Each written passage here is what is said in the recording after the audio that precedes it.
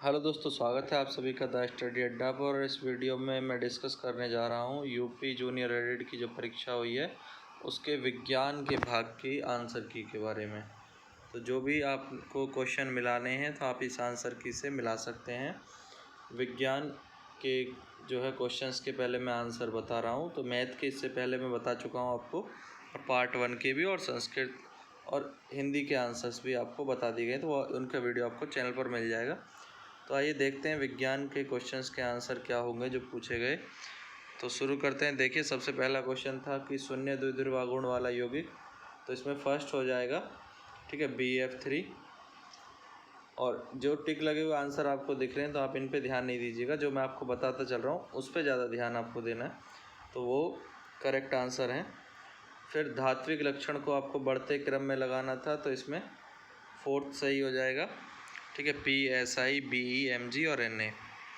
Photochemical smoke में क्या क्या होता है, तो दोनों होते हैं, पेन और NO2।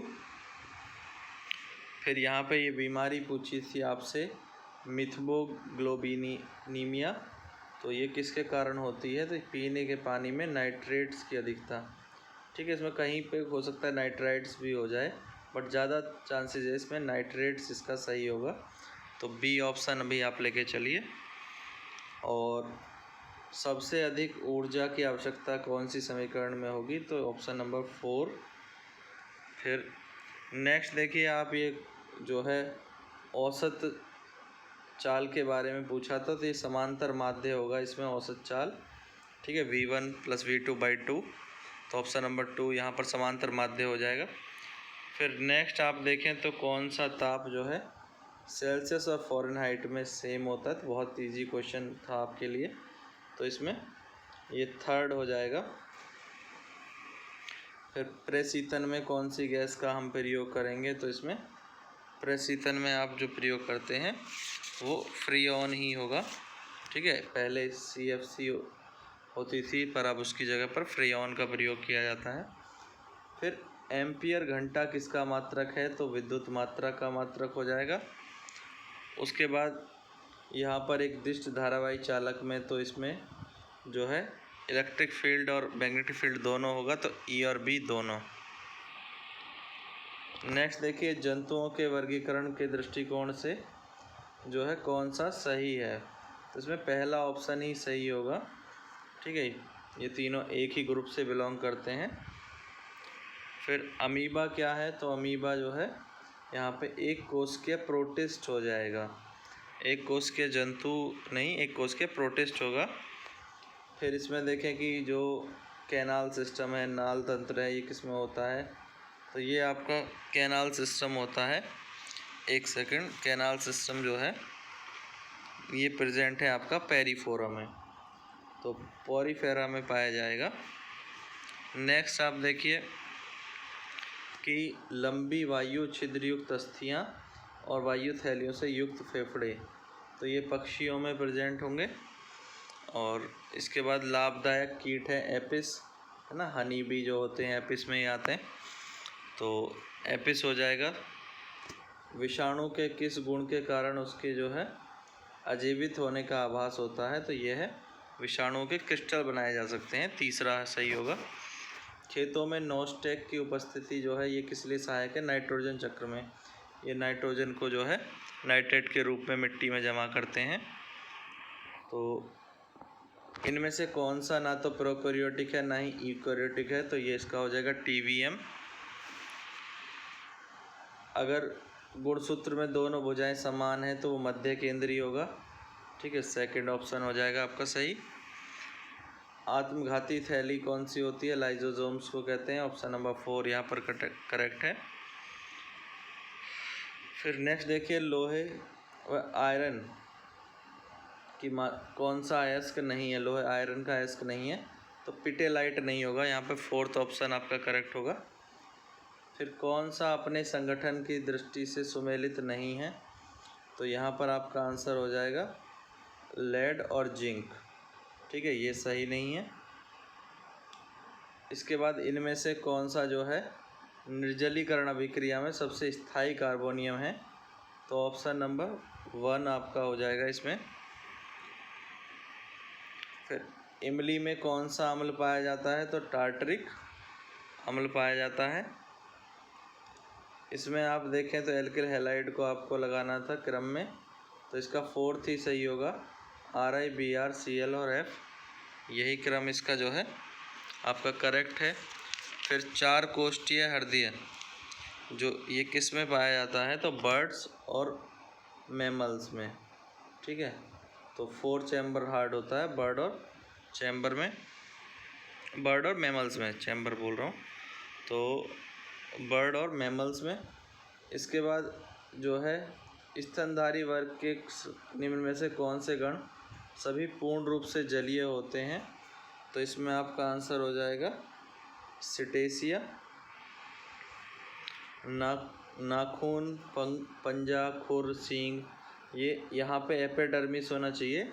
एपिडर्मिस की जो आउटर लेयर से ये बनते हैं, ठीक है।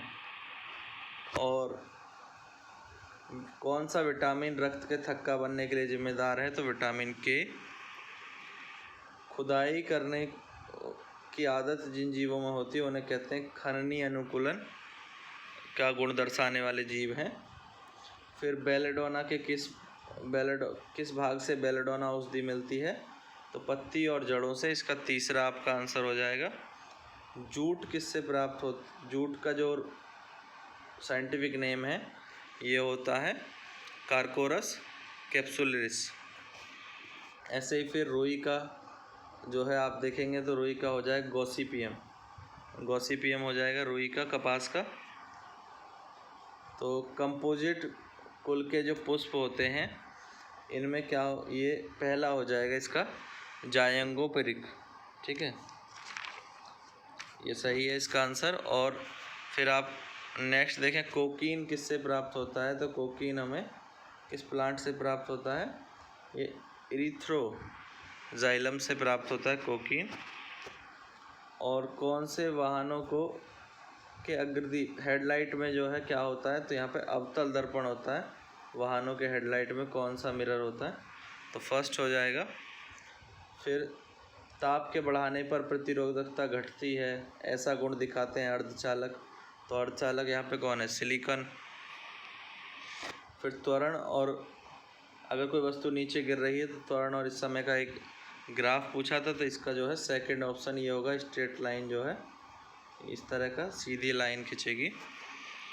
और नेक्स्ट आप देखें तो 1 किलोबाइट कितने के बराबर होगा? तो 1 किलोबाइट 1024 बाइट के बराबर होगा। सबसे ज़्यादा फ्रिक्वेंसी किसकी होगी? तो एक्स रेज की होगी, थर्ड ऑप्शन हो जाएगा। रेशम कीट के पालन पोषण होता है, इसको सेरीकल्चर बोलते हैं, रेशम कीट का रेशम कीट पालन को।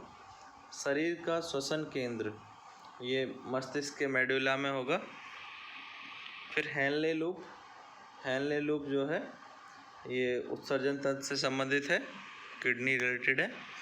शरीर का ब्लड बैंक किसे कहते हैं? तो ये हो जाएगा आपका पीलिया, ठीक है। उसके बाद पॉलिप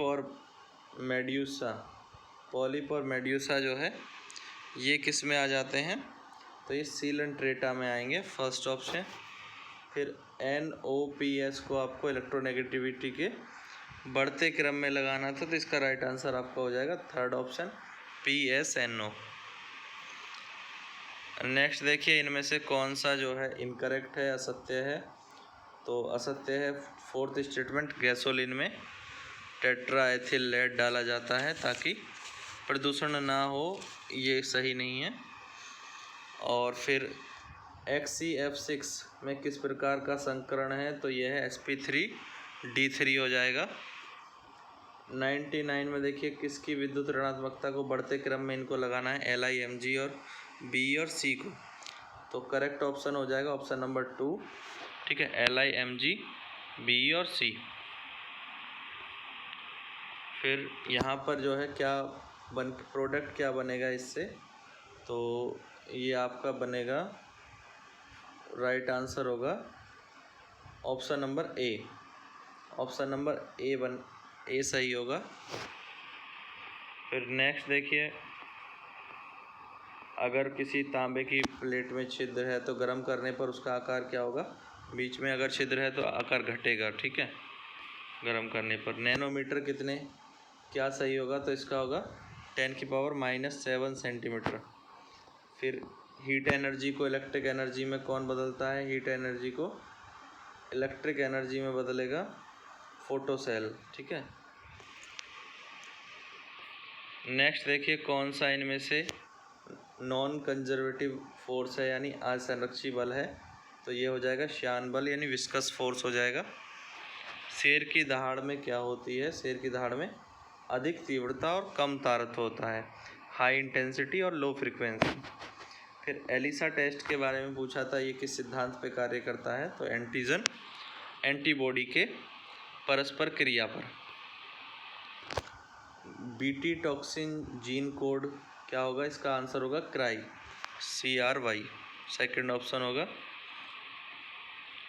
फिर किस प्रक्रिया में ऑक्सीजन की आवश्यकता नहीं है, तो इलेक्ट्रॉन परिवहन तंत्र में ऑक्सीजन की आवश्यकता नहीं होगी। कवक मूल किसके उदाहरण हैं, सहोपकारिता के उदाहरण हो जाएंगे।